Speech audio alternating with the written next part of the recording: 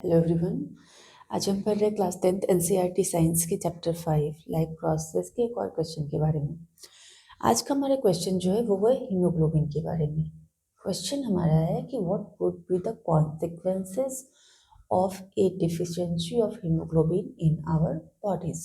ठीक है, तो क्वेश्चन हमारा पूछ रहा है कि हीमोग्लोबिन की कमी से हमारी बॉडी में क्या होता है। तो सबसे पहले तो अगर हमारी बॉडी में हीमोग्लोबिन की कमी हो तो इसे सिंपली एक लैंग्वेज में बोलते हैं एनीमिया। ठीक है, अब देखो आप, हीमोग्लोबिन क्या होता है। हीमोग्लोबिन एक प्रोटीन होता है। Haemoglobin is the protein in our RBC responsible for carrying oxygen from your lungs to every other parts of your body. ये आपको हीमोग्लोबिन के बारे में मैंने थोड़ा सा बता दिया। ठीक है, तो हीमोग्लोबिन का काम क्या होता है कि अगर हमने ऑक्सीजन लिया तो वो लंग्स में गया, लंग्स से जब एल्वेलाई में गया तो वहाँ से जो कैपिलरीज के थ्रू ऑक्सीजन एंड CO2 का एक्सचेंज होता है, तो ऑक्सीजन यही हीमोग्लोबिन उसको कैरी करता है, उसको कैप्चर करता है और फिर वो हार्ट में ले जाके उसके बाद पूरी बॉडी तक हीमोग्लोबिन ही ऑक्सीजन को पकड़ के ले जाता है। हीमोग्लोबिन ही कैरी करता है ऑक्सीजन को। तो अगर हीमोग्लोबिन की कमी हो गई तो इट मीन शरीर में ऑक्सीजन की भी कमी हो जाएगी, क्योंकि उसको कैरी करने वाला ही कोई नहीं है। तो देखो आप, a lack of hemoglobin can cause health issues that range from short-term symptoms to long-term complications। तो हीमोग्लोबिन की कमी से शॉर्ट टर्म इफेक्ट्स भी आ सकते हैं और लॉन्ग टर्म इफेक्ट्स भी आ सकते हैं। तो इसको हम एक एक करके देखते हैं। तो सबसे पहले हम देखते हैं कि इमीडिएट फिजिकल सिम्टम्स क्या होते हैं। ठीक है, तो इमीडिएट फिजिकल सिम्टम्स क्या क्या आ जाते हैं अगर हीमोग्लोबिन की कमी हो तो हमें कुछ क्या सिम्टम्स दिखते हैं। तो सबसे पहले क्या दिखता है, क्रोनिक फटीग एंड वीकनेस। तो देखो आप, ये ऐसा आपके अगर बॉडी में आपके ज़्यादा हीमोग्लोबिन की कमी हो गई तो आपको क्या होगा ना कि थोड़ा सा भी वॉक करोगे आप तो थकावट महसूस होने लगती है। मतलब कहीं थोड़ी जगह चल के भी जाना थोड़ा मुश्किल हो जाता है, वीकनेस फील होने लगती है। ठीक है, first point. Second, shortness of breath. तो क्या होता है कि जब भी फिजिकल एक्टिविटीज़ होती है, खासकर फिजिकल एक्टिविटीज़ के दौरान जो होता है ना, बॉडी में ऑक्सीजन की कमी को दूर करने के लिए ना बॉडी क्या करती है कि तेजी से सांस लेने लगती है। तो फिर क्या होता है ना कि शॉर्टनेस ऑफ ब्रीथ हो जाता है। ठीक है, थर्ड आता है क्या, डिजीनेस एंड हेडेक्स। ठीक है, तो क्या होता है कि हीमोग्लोबिन की कमी से क्या होता है कि जब भी हीमोग्लोबिन की कमी से है तो दिमाग में क्या होता है कि अगर ऑक्सीजन की कमी होगी तो फिर सिम्टम्स आएंगे। तो इसके बाद क्या होता है कि चक्कर आने लगते हैं, सर दर्द होने लगता है, ये सारे सिम्टम्स आते हैं जो तुरंत दिखाई देते हैं। ठीक है, पेल और येलोइश स्किन। ठीक है, तो क्या होता है कि अभी हीमोग्लोबिन का काम क्या होता है कि ब्लड को रेड कलर देता है। ये हीमोग्लोबिन ब्लड को रेड कलर देता है। तो इसकी कमी से क्या होता है कि स्किन के जो नेल्स होते हैं, स्किन की कलर होती है, वो सब येलो येलो टाइप के दिखने लगते हैं। ठीक है, तो ये हमारा इमीडिएट फिजिकल सिम्टम्स थे। ठीक है, अब सेकंड पे आता है। सेकंड होता है हमारा कार्डियोवास्कुलर स्ट्रेन। हार्ट पे क्या इफेक्ट आता है अब ये देखो। ठीक है, तो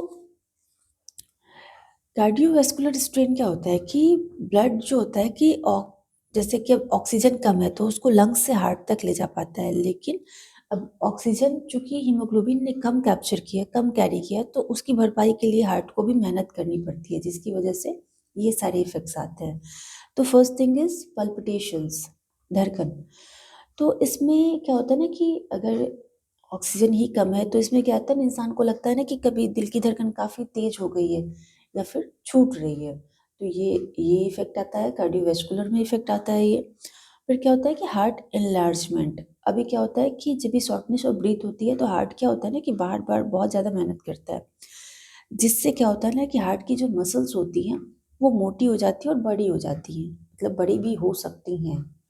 तो इससे क्या होता है कि हार्ट की इनलार्जमेंट हो सकती है। ठीक है, थर्ड क्या होता है, हार्ट फेल्यूर।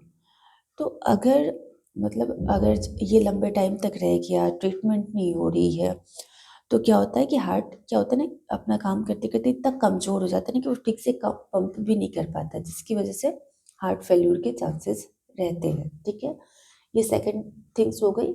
अब थर्ड देखो, long term and developmental effects क्या आते हैं, इम्पैक्ट क्या होता है। ठीक है, तो फर्स्ट आ गया क्या, cognitive decline.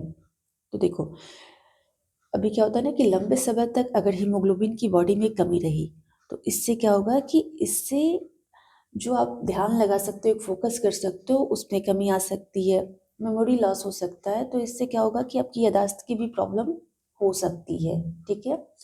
Second thing, weekend weekend deadline, ठीक है। तो वीकेंड डेडलाइन में क्या होता है कि इसमें भी क्या होता है कि आपकी जो यहाँ पे वीकेंड इम्यूनिटी होगी, यहाँ पे मैंने वीकेंड डेडलाइन लिख दिया है, वीकेंड इम्यूनिटी होगी यहाँ पे। मैं भी सोचूं क्या लिख दिया है।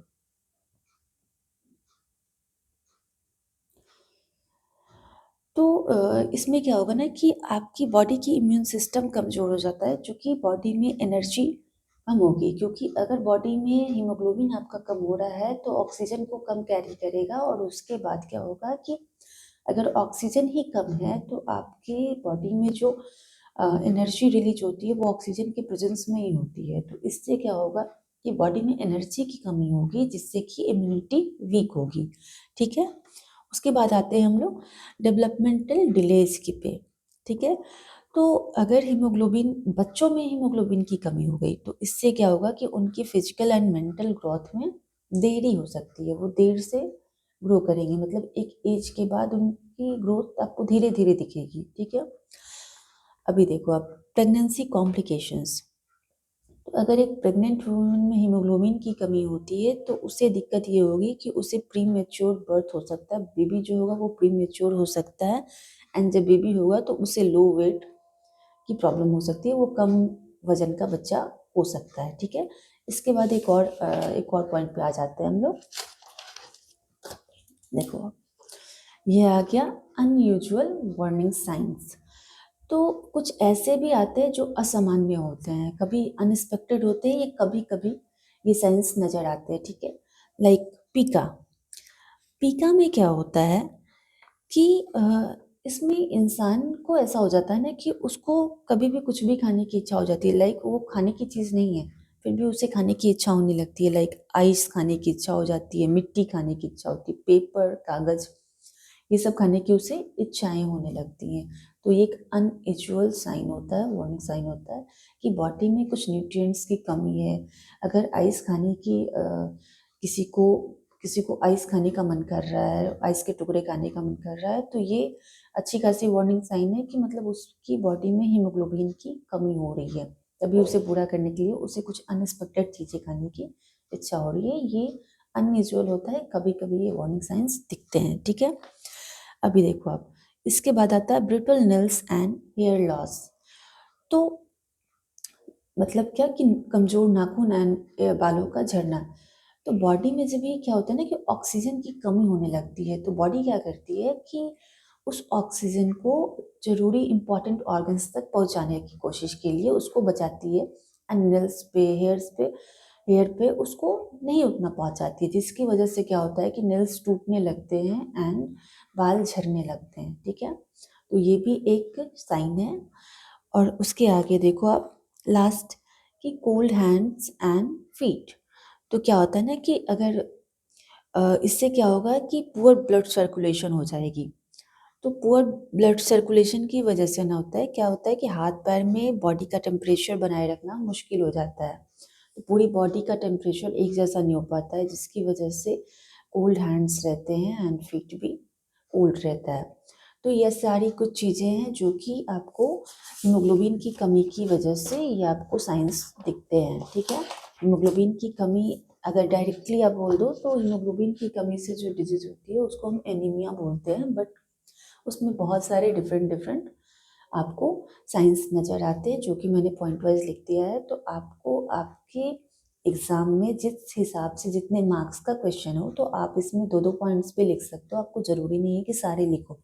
तो आप अपना डिसाइड करना कि अगर ज़्यादा मार्क्स के क्वेश्चन है तो उसमें थोड़ा ज़्यादा लिख लो, और कम मार्क्स के तो आप एक पॉइंट दे के उसमें दो दो एग्जाम्पल्स, दो दो लिख सकते हो, तो लिख सकते हो आप, ठीक है। तो आई होप आपको समझ में आई होंगी चीज़ें। सो आज के लिए थैंक यू।